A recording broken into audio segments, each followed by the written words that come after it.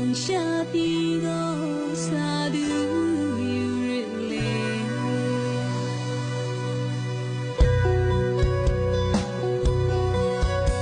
when con xa đi à ghen rơ ghen xa ai lớp dài thang ai ghen ra go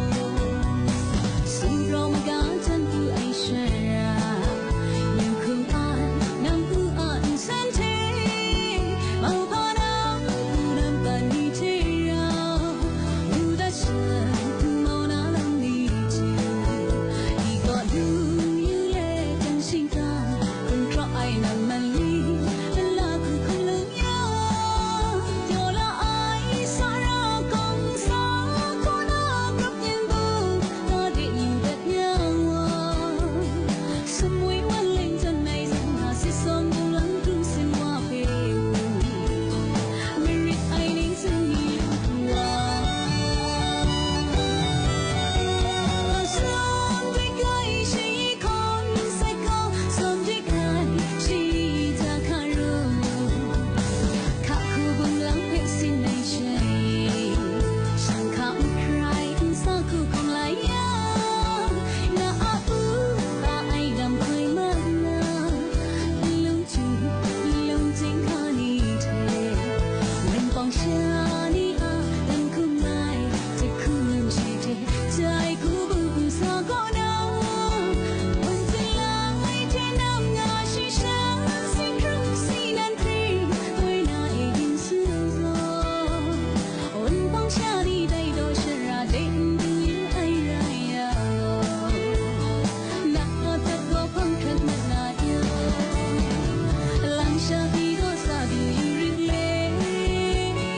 đây đâu cả năng thấy là ngại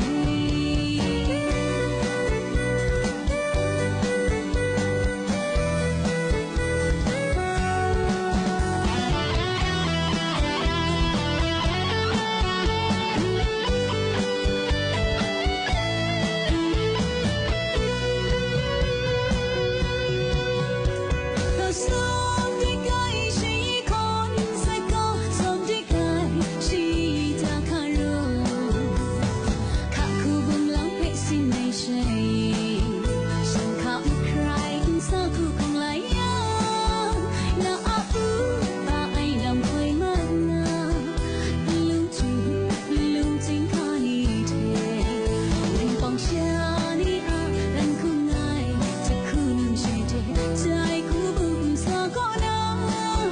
buồn chân lại thế nam ngà chỉ sáng xin rung xin ăn đi quên ai in xưa rồi ôn bằng xa đi đây đôi sẽ ra đến như ai ra na thật có phong trần mặt na yêu lăng xa đi có xa đi yêu riêng lệ đây đâu cả năng thấy là ngại